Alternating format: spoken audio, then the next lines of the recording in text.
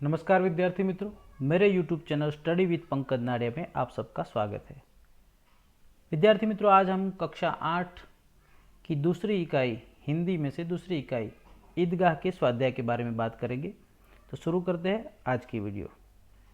स्वाध्याय में पहला प्रश्न है, प्रश्नों के उत्तर लिखिए। पहला प्रश्न, रोजे के दिन मुसलमान क्या करते हैं?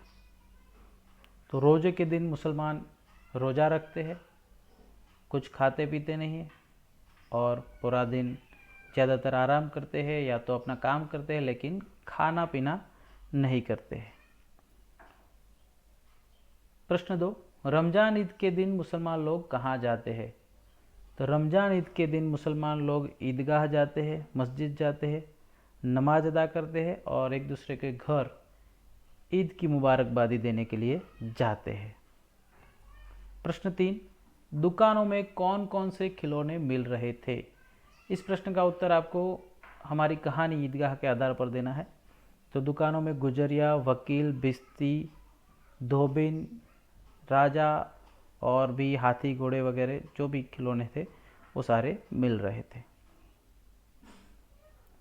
प्रश्न 2, पेंसिल में निम्नलिखित शब्दों के समानार्थी और विरोधी शब्द लिखिए। यहाँ पर एक पेंसिल आकार में हमें एक कोष्टक दिया हुआ है, तो वहाँ पर हमें शब्द के समानार्थी और विरुद्धार्थी दोनों शब्द लिखने हैं। जैसे कि यहाँ शीतल, उसका समानार्थी होगा ठंडा, विरोधी होगा गर्म, तो ये आपको लिखना है यहाँ पर। प्रसन्न, तो समानार्थी होगा खुश, विरोधी होगा दुखी। गरीब, उसका समानार्थी होगा निर्धन, विरोधी होगा अमीर, धनवान। अंधकार, समानार्थी होगा अंधेरा, विरोधी होगा उजाला या प्रकाश। स्नेह, इसका समानार्थी शब्द होगा प्यार या प्रेम, विरोधी होगा नफरत। पुरानी, इसका समानार्थी होगा प्राचीन और विरोधी होगा नई। मुहावरों का अर्थ देकर वाक्यों में प्रयोग कीजिए। बेड़ा पार लगाना यानी मुसीबत से बाहर निकालना। तो इसका वाक्य प्रयोग आपको करना है। आप इस अर्थ के आधार पर मुहावरों का वाक्य प्रयोग कर सकते हैं। जैसे कि इतनी महंगाई में ये ईद का त्यौहार, अब तो अल्लाह ही बेड़ा पार लगाए। बाल बांका न होना यानी जरा सा भी नुकसान न होना। किसी में भी हिम्मत नहीं है कि वो मेरे भाई का बाल बांका कर सके। तो इस तरह से वाक्य बनाए। छाती पीट लेना यानी दुख प्रकट करना, निराश होना, दुखी होना। अपने इकलौते बेटे की मौत होने पर अमीना ने छाती पीट ली। दिल चीरना, दुखी होना। इतनी महंगाई में कोई अपना घर कैसे चलाए, ये बात सोचकर ही अमीना का दिल चीरने लगा। इस प्रकार से आपको वाक्य बनाना है। ओके। प्रश्न 4, रूपरेखा के आधार पर कहानी पूर्ण कीजिए। तो यहाँ पर कुछ मुद्दे दिए हुए, इसके आधार पर हमें कहानी लिखनी है। एक नगर में दो स्त्रियाँ, एक ही बालक के लिए दावेदार, आपस में तकरार, मामला न्यायाधीश के समक्ष, दोनों की बातें सुनना, न्याय करना, बालक के दो टुकड़े करके बांट लो, एक स्त्री मौन, दूसरी का रोकर कहना, बच्चे को न काटो, उसे ही दे दो, न्यायाधीश का फैसला और रोती हुई स्त्री को बालक सौंपना। तो इसके आधार पर आपको कहानी लिखनी है। फटाफट से हम कहानी देख लेते हैं। तो एक नगर था, नगर में बहुत सारे लोग रहते थे और दो स्त्रियां भी रहती थी। एक दिन इन दोनों स्त्रियों में झगड़ा हो गया। झगड़ा इस बात को लेकर हुआ कि एक बच्चा था, दोनों स्त्री उसे अपना अपना बता रही थी। पहली स्त्री कहती थी कि ये मेरा बच्चा है, दूसरी स्त्री कहती थी कि नहीं, ये मेरा बालक है। दोनों में झगड़ा हो जाता है, तकरार बढ़ जाती है और पड़ोसी वगैरह मिलकर उन्हें कहते हैं कि एक काम करो, ऐसे झगड़ने से कुछ नहीं होगा, यदि तुम्हें न्याय चाहिए तो न्यायाधीश के पास न्यायालय में चले जाइए। तो मामला न्यायाधीश के समक्ष जाता है। न्यायाधीश दोनों की बातें सुनते हैं, दोनों अपनी अपनी बातों पर अड़ग है।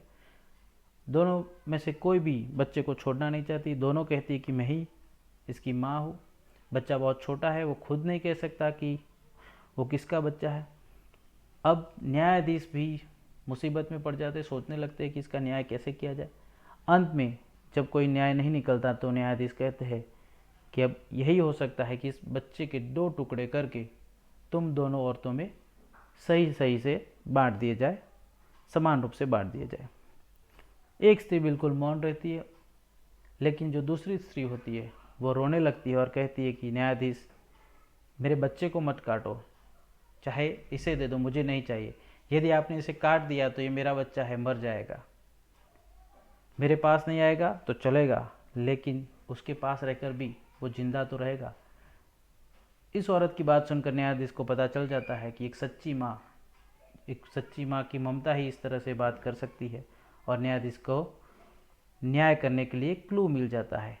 और न्यायाधीश तुरंत फैसला करते हैं कि जो रोती हुई स्त्री है वही इस बच्चे की असली माँ है और दूसरी स्त्री झूठ बोल रही है, और इस तरह से न्याय करते हुए रोती हुई स्त्री को बालक दे दिया जाता है। तो इस प्रकार से आपको कहानी लिखनी है। प्रश्न 5, निम्नलिखित अपूर्ण कहानी को अपने शब्दों में पूर्ण कीजिए। मौसम में ठंडक बढ़ने लगी थी। माँ सोचने लगी कि इस साल ढेर सारे स्वेटर बनाकर बेचने हैं, जिससे अंकित की 10वीं कक्षा की फीस और पढ़ाई का खर्चा निकाला जा सके। अंकित के पापा नहीं थे, एक बड़ी बहन थी।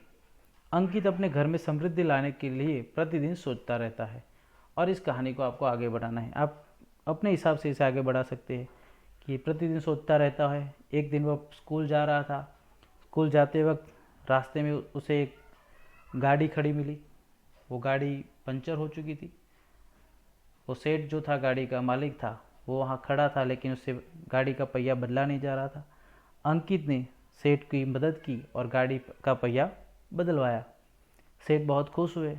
सेठ ने अंकित से कहा कि तुम चाहो, जो चाहो मुझसे इनाम में मांग सकते हो। अंकित ने कहा कि सेठ, मैं बहुत गरीब हूँ, मेरी माता स्वेटर बनाकर बेचती है और इससे हमारा घर का गुजरान चलता है। मेरे पिताजी भी नहीं है और एक बड़ी बहन है। तो सेठ कहते हैं, तो बताओ मैं तुम्हारी किस तरह से मदद करूं? तुम चाहो तो मैं तुम्हारा सारा खर्चा उठा लेता हूँ। लेकिन अंकित भी स्वाभिमानी था। उसने कहा कि नहीं सेठ, मुझे मुफ्त में भीख के तौर पर पैसे नहीं चाहिए, मैं आपके यहाँ आकर कुछ काम करूँगा। तो सेठ बहुत दयालु थे। सेठ ने कहा कि लेकिन तुम्हारी पढ़ाई का क्या होगा? तो अंकित कहता है, तो ऐसे मुफ्त में तो मुझे भीख के तौर पर पैसे नहीं चाहिए। तो सेठ कहते हैं कि अच्छा ऐसा करो, तुम हर रोज़ शाम को 1 घंटा मेरे बंगले पे आकर माली का काम करना, मेरे बगीचे का रख रखाव करना, और उसके बदले में मैं तुम्हें अच्छी खासी तनख्वाह दूंगा और तुम्हारे पढ़ाई का खर्चा भी उठा लूँगा। अंकित इस बात से खुश हो गया।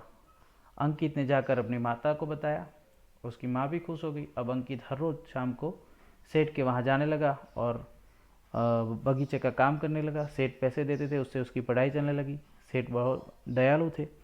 उन्होंने अपने बच्चों के जो किताब कापी थे वह सब कुछ अंकित को दे दिया और अंकित पढ़ लिख कर एक बहुत बड़ा आदमी बना। तो इस तरह से आपको कहानी को आगे बढ़ाना है। आप अपने हिसाब से भी कहानी को आगे बढ़ा सकते हैं। योग्यता विस्तार। प्रेमचंद की गुल्ली डंडा, बड़े भाई जैसी कहानियाँ पढ़िए। पतेती, पर्युषण, नाताल आदि त्योहारों के बारे में पुस्तकालय से जानकारी प्राप्त करके उनके महत्व के बारे में बच्चों को बताइए। विद्यार्थी मित्रों, आपको प्रेमचंद की और भी बहुत सारी कहानियाँ ये पढ़नी है। आप चाहे तो यूट्यूब पर प्रेमचंद की कहानी या लिखकर सर्च करके पढ़ सकते हैं, देख सकते हैं। इसके अलावा हमारे भारत देश में बहुत सारे त्यौहार मनाए जाते हैं अलग अलग धर्म के, जैसे कि पतेती है, पर्युषण, नाताल है, ईद है, जन्माष्टमी, दिवाली। तो इन सारे त्योहारों के बारे में आपको जानना है। वीडियो को यहाँ तक रखते हैं। ये वीडियो आपको कैसा लगा कमेंट में बताइए। वीडियो अच्छा लगा हो तो लाइक कीजिए, अपने दोस्तों के साथ शेयर कीजिए। यदि आपने मेरा channel study with Pankaj Nadia subscribe ना किया हो तो अभी सब्सक्राइब कर दीजिए, ताकि आने वाली हर नई वीडियो की अपडेट आपको मिलती रहे। मिलते हैं एक नई वीडियो के साथ, तब तक के लिए गुड बाय।